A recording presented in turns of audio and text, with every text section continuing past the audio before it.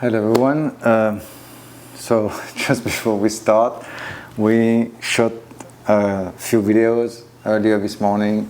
Dory was sleeping, so I was like, I'm going to show you when she wake up the routine. Like we take her outside straight away to go to the bathroom and teach her how to pee on command and everything. Because basically the video is going to be on tips and tricks with a new puppy. Started to put the videos, to upload the videos on the Mac, and I was like, I have no sound, so I'm talking, no sound was recorded. So here we are. Let's do it again. So basically, in that video, I was talking about the crate. So she's not totally good with it. At night, she's great. You can put her in there. She sleeps actually through the night, which really strikes me. She's 8 weeks old. She's 9 weeks old today. But she should be able to hold the bladder for like 3 hours, 2 to 3 hours. And yet, the other night, we went to sleep and I was checking, like waking up with my alarm. She was still sleeping. Good girl. She was still sleeping, and eventually at 5:30. So we went to bed at 11. 5:30, she was still sleeping. I woke up. We went outside, and she peed. So I was like, okay, so that's pretty. It's pretty amazing. And see. So anyway, the crate downstairs is always in that. We always use that layout, so she has both doors open, so she can get in and get out as much as she wants. And we do that. I'll talk about the stairs a little bit later, but to finish with the crate. So when I took her at work, I did the same thing. So I used a pen. They're fairly cheap, and I put a pen around it, so she's not trapped in the crate, so she can step in, step out if she wants, but she's still like in a limited perimeter. So that way, you know, if it's in your house and you want to put like pee pads or stuff like that, you can do it. And that's kind of like a hybrid solution, and that can really help your dog. Again, just like you know your dog. So regarding how they react, you can adapt.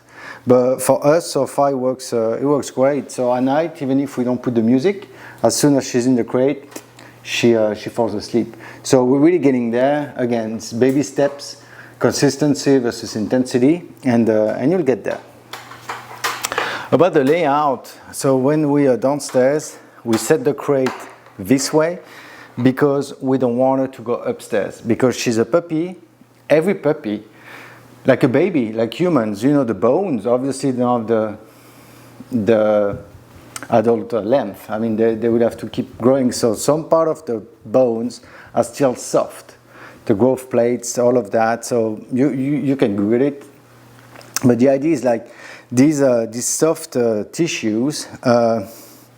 If the dogs get quite a bit of impact because of jumping and things like that, that can cause some traumas, and it's no good for the development, and they can bump into issues as they getting old, as they become adults. So anyway, so for her, it's no stairs, neither going up or going down.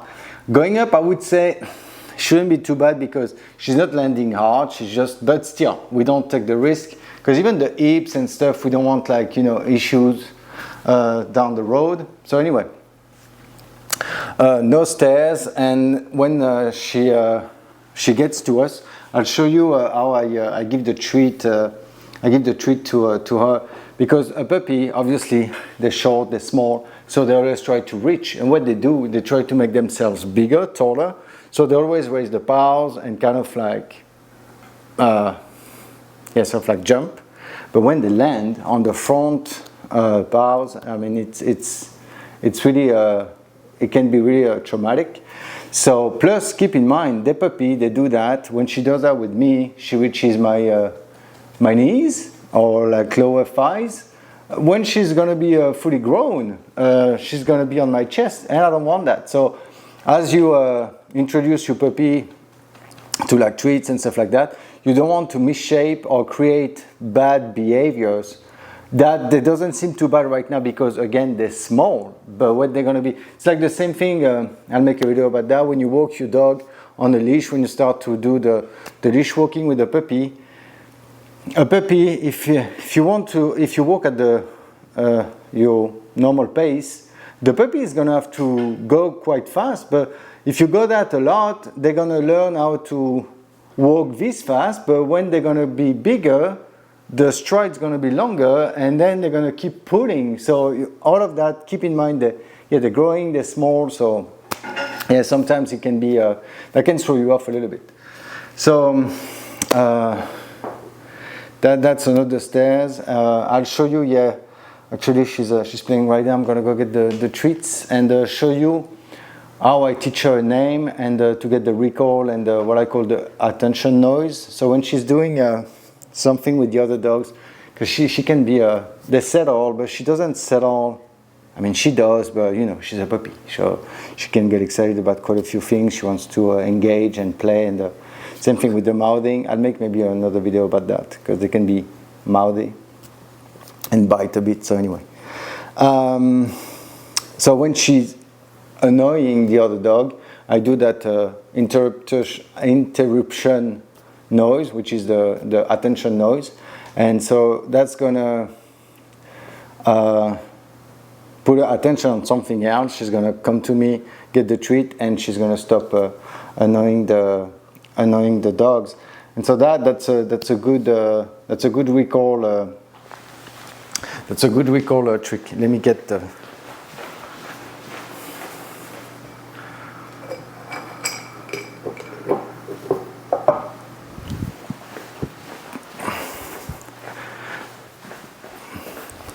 So as I'm going to make the noise, maybe the other dogs, Manchester is right here, but the other one will come over. So she's sitting, so which is good. So I'm going to give her a treat. Yes. So I'm going to toss one to get her like away. Oh, she kind of like she missed it.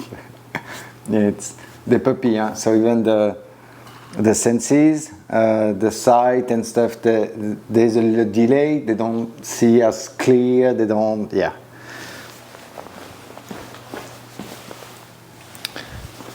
So now she's there, so I'm gonna go. Dory! Yes, good girl.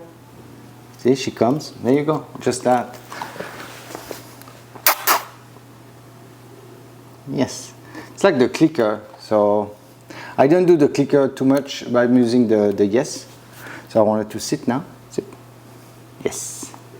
And if she tries, she doesn't do it, but if she tries to jump, or if she reach out sometime with the front paw, she tries to snatch the treat, put it away, and she has to be still to get the treat. Yes.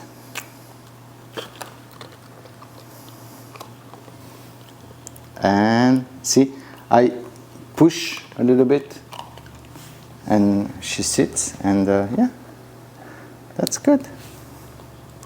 That's good.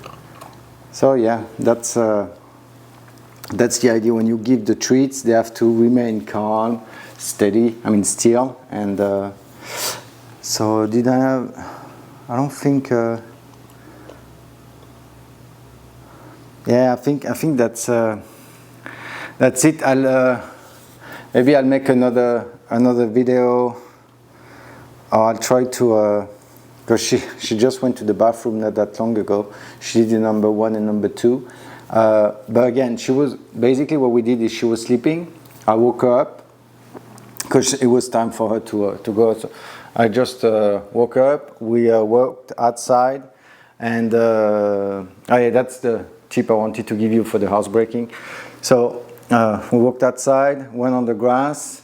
She sniffed a little bit, and I was walking around. She kind of like followed, sniff, sniff, and she peed. And when she peed, I was like, yes. And I waited for. You don't want to interrupt the actual action, the peeing. So when she was done, she looked at me. I was like, yes, and I gave her a treat straight away. And when she was doing that, I was saying like, go pee. So then they would associate the go pee with like that action, and then you can make them pee on command. But about the housebreak, when you think the housebreaking, when you think your dog has to go pee or to go poop, take the dog outside, walk a little bit, because that helps sometimes to. Okay, so I was uploading the video, I got the sound, everything was fine, but all of a sudden, so I didn't see I ran out of battery. So anyway, I was in the middle of explaining when you take the dog outside for the restroom break, just go outside with them, walk a little bit with them, so that help them to do the business, to get the bladder and stuff, just to stimulate the bladder and things like that. But don't do it for more than 5 minutes. If within the 5 minutes the dog didn't poo or didn't pee, just bring it inside. Absolutely don't play with them, because they have to understand that that's potty break. So it's not game time or whatever. So again, if after 5 minutes nothing happened, bring the dog inside, wait a couple of minutes, just watch your dog, make sure it doesn't have an accident, because sometimes you bring them back and within a minute they're going to do it. But you'll see, like down the road, it can be tricky sometimes, but down the road that's going to help you a lot if you do that.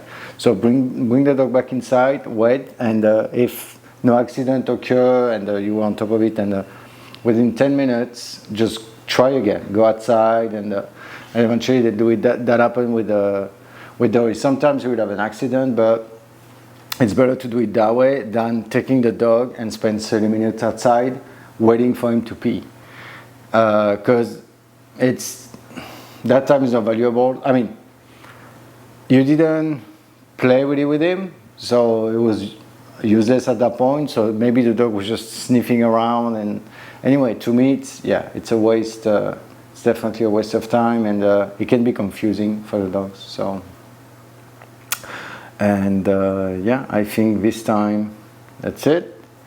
Hopefully, that video is gonna be fine.